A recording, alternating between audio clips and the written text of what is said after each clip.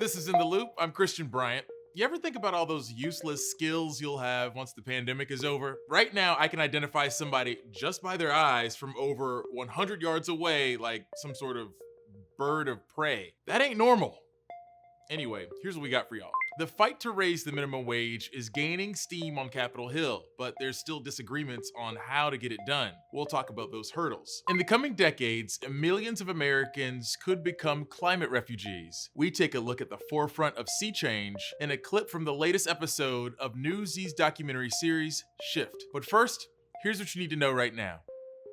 The US will soon have another vaccine in the fight against COVID-19. Wednesday, the Food and Drug Administration released the results of its analysis on the Johnson & Johnson vaccine. We've got some numbers to break down for you. The FDA found the vaccine had a 72% overall efficacy rate in the United States. It was also found to be 86% effective at preventing severe COVID infections in the US. In South Africa, the overall efficacy fell to 64%. That's worth noting since a highly contagious variant has emerged there. While these numbers are lower than Pfizer and Moderna's, it's still good news. It means the vaccine does offer protection against the South African variant, but most importantly, significantly helps reduce the risk of severe cases. It's also just a single dose. The vaccine is not approved for emergency use authorization yet, but the FDA's advisory committee is set to meet on that Friday.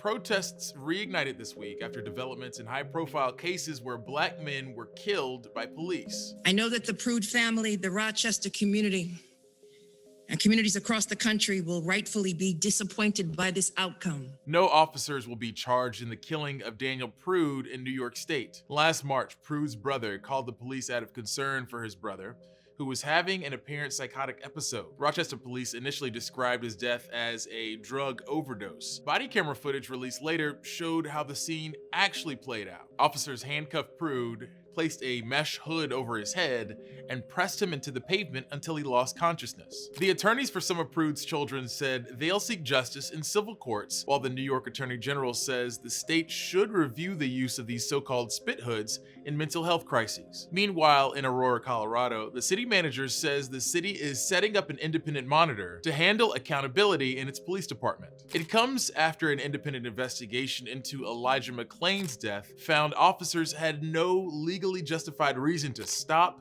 frisk, and use multiple chokeholds on the 23-year-old. The report also found paramedics did not attempt to examine McClain before sedating him with the maximum dose of ketamine. The bottom line is Elijah McClain should still be here today. The investigation also found discrepancies between what was caught on the body camera footage and the involved officers' interviews. At this time, 2 of the officers and all of the paramedics involved in that incident remain on the job. Both of these instances highlight a broader issue of police accountability. While the public outrage is there, prosecutors know that proving an officer knowingly and intentionally killed a victim without justification or provocation is extremely hard. And even when an officer is charged, they're not often convicted. Most states have some sort of statute protecting police if they do use deadly force, and in recent years, we've seen the rise of body cameras and cell phone footage constantly challenge that.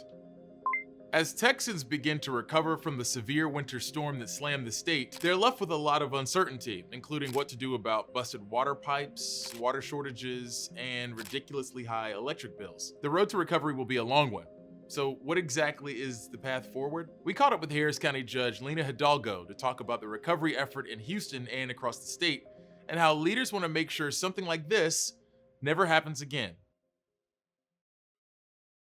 I'd like for you to kind of tell us where Houston and Harris County are right now in terms of water access and power access. We're close to maybe half of our homes is what we're estimating are seeing some sort of issue with their pipes, burst pipes. So many people are still struggling on the water side. And then, of course, for so many residents who were already living on the edge financially because of the pandemic, now they are having to choose between fixing caved-in roofs and burst pipes or being able to feed their families. So we're seeing very much a hunger issue. Folks are needing repairs, sometimes help affording those. Folks need access to food. And so our Houston Food Bank and our food banks are doing incredible work giving people that food that many times they can't afford. How are people dealing with this on a personal level?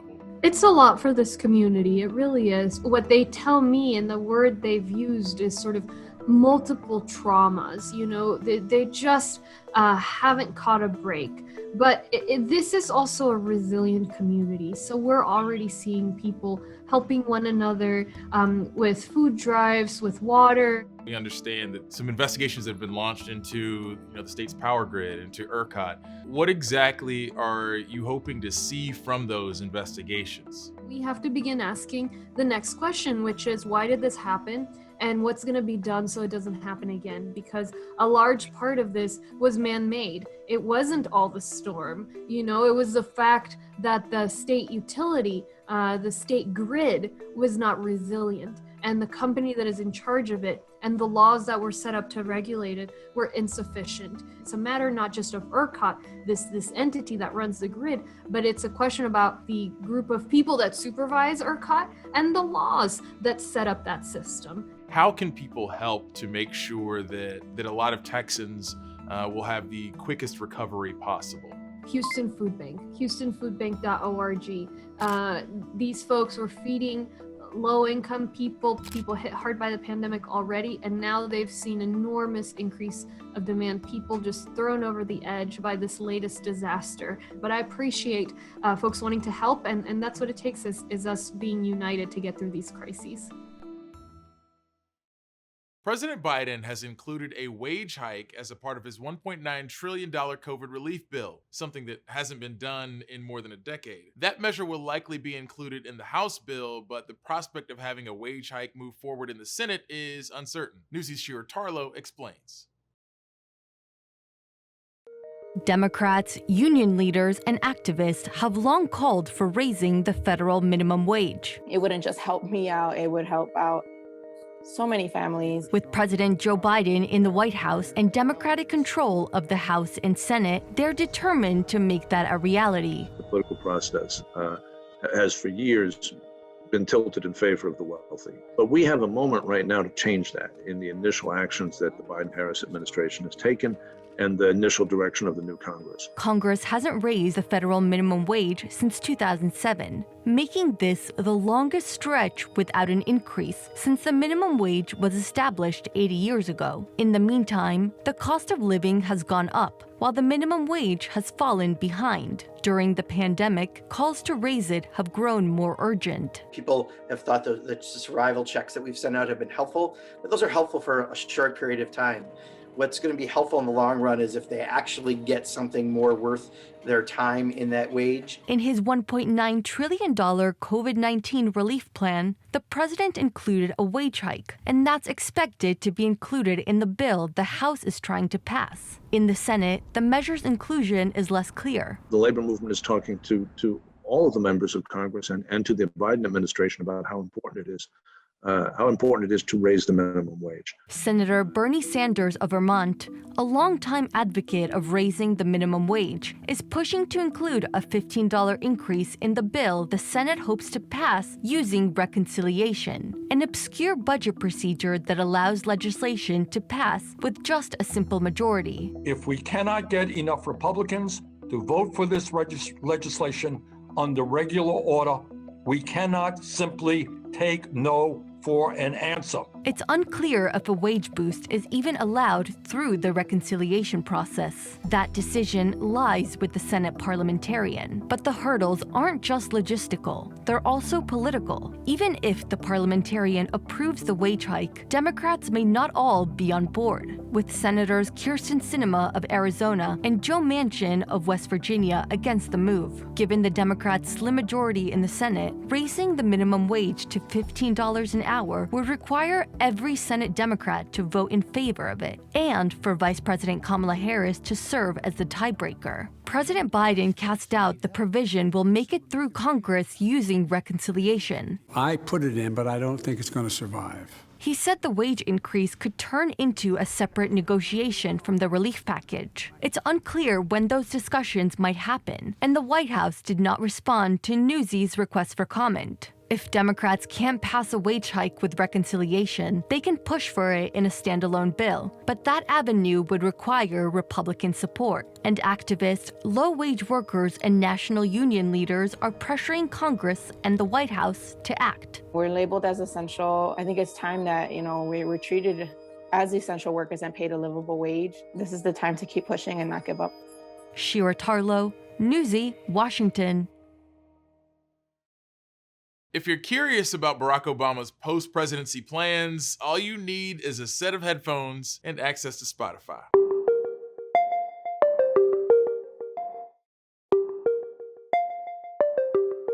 After they left office, Bill Clinton had his books, George W. had painting, and for Barack Obama, it's podcasting with the boss. Here's what's trending.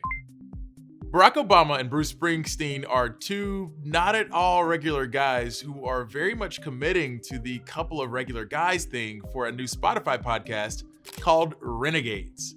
I was trying to remember the first time we actually met. Probably was in 2008 during the campaign. You came, was it in Michigan or Ohio? I have no recall. The audio show features the former president and the rock legend talking about family, race, and being born in the USA. Along with those weighty discussions, we get moments like this. It made sense. If you're going to be a rock and roll star, you're going to play the guitar.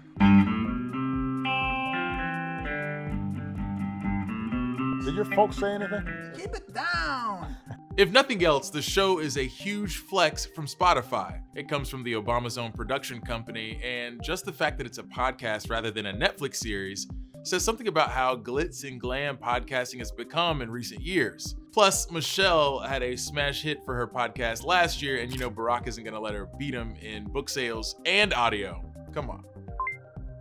A new study says 1 in 6 people among Generation Z identify as LGBTQ+. Keep in mind, that does not make 1/6 of our youngest generation gay or lesbian, hence the BTQ+ of that. Really, this record high number among young adults is driven by more people than ever identifying as bisexual. In fact, the majority of LGBT Americans of all ages identified as bisexual. Among all Americans, this new survey from Gallup found 5.6% of Americans identify as LGBTQ+. That's up from 4.5% in 2017.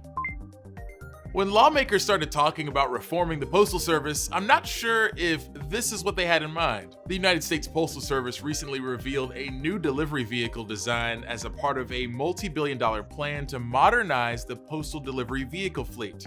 And let me just say, that's a design only a mother could love. Oshkosh Defense, a company in, you guessed it, Oshkosh, Wisconsin, was awarded the contract to start production on a new line of more fuel-efficient and electric-powered vehicles. The USPS is trying to strike a balance between environmental sustainability and maximum package delivery. The new vehicles will replace and expand the current fleet, which includes vehicles that have been around for 30 years. The new trucks will drop in 2023, plenty of time for us to get these jokes off.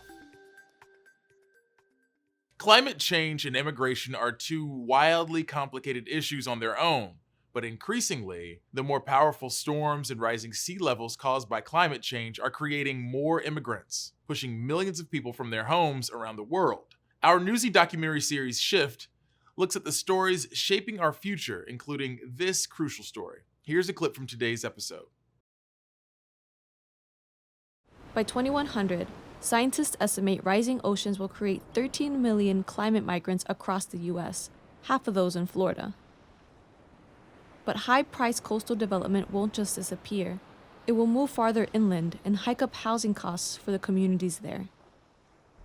On the front lines of this change is Miami, where a history of segregation drew lines on the map between communities of color and white communities. And as future decades of rising sea levels push the coasts in, neighborhoods like Little Haiti and Liberty City are preparing for a new kind of gentrification. Climate gentrification really describes what is understood to be the desire of those who are right now adjacent to those climate threats, seeking either higher ground, locations that are away from intense flood zones to protect yourself, if you are able, you will seek out housing in those spaces. But as you do so, you are then gentrifying that community and making it more difficult for that community to maintain both its cultural identity, but also its economic access and accessibility. You can watch all 4 episodes of Shift on your smart TV or streaming device now, but don't do it now. We're doing this right now. Do that later.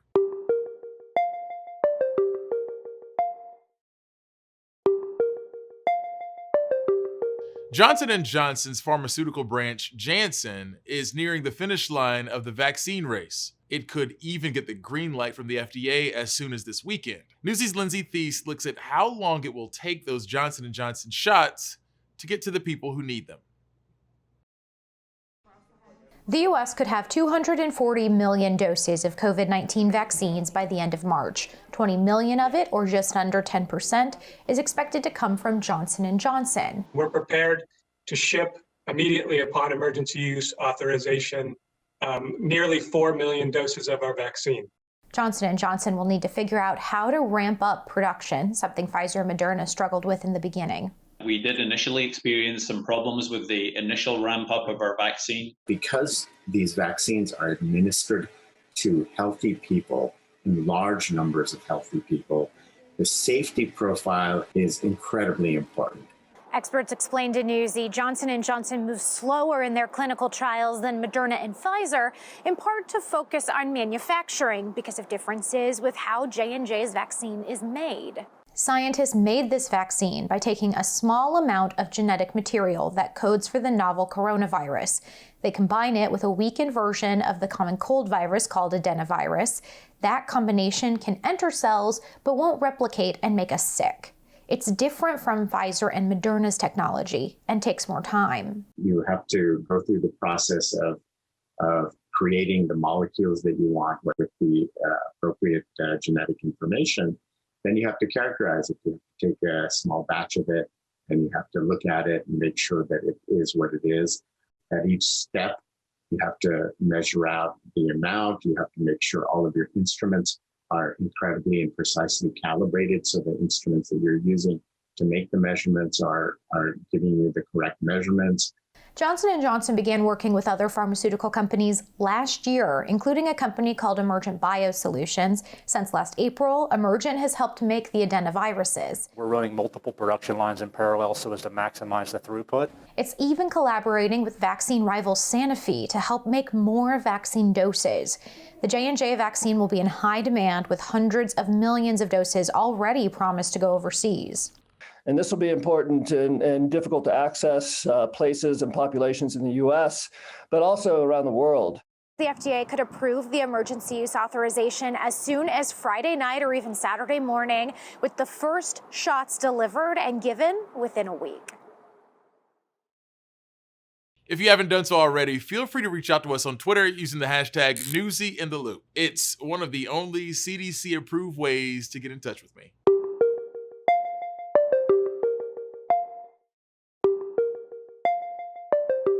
A ballerina who made history decades ago is now starting to see the impact her career has had on a new generation of young Black dancers. National reporter Elizabeth Ruiz has more.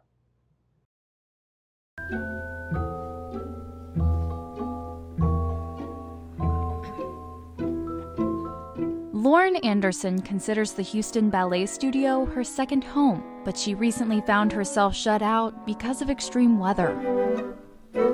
We're in an ice storm in my cold living room, and I'm by the fire because it's freezing.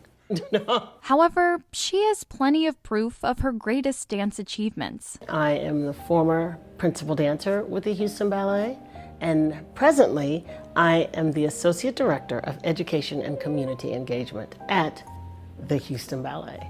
Lauren is what you could call living, moving history. In 1990, she became one of the first African-American ballerinas to become a principal for a major dance company anywhere in the world.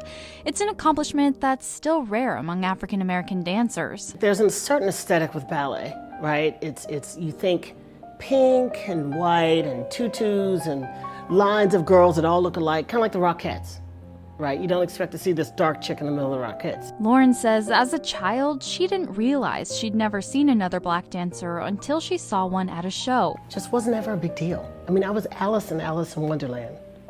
I mean, that's the whitest of the white chicks, right?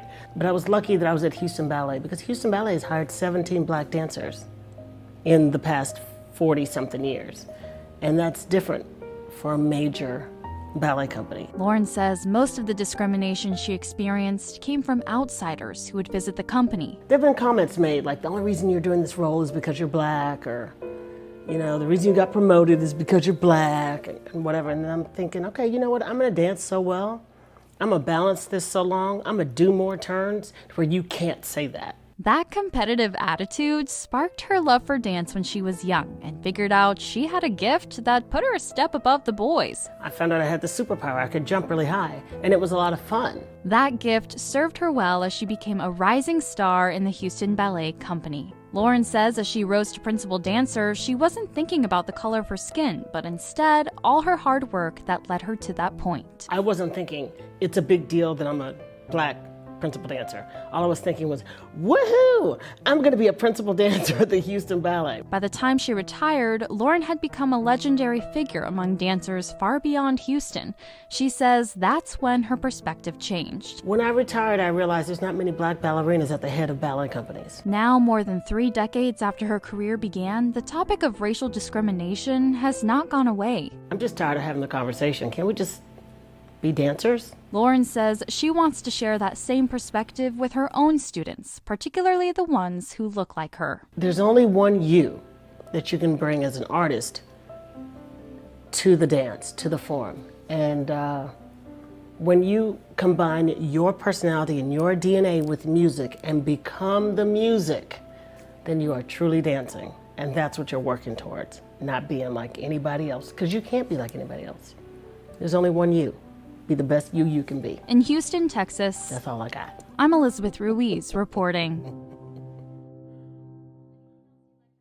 That's it for us, gang. As always, thanks for watching. We'll be back tomorrow with a special Black History Month episode of In the Loop with some stories you're not going to want to miss. Join us again tomorrow, same time, same place. Stick around for our Rising Tides episode of Shift.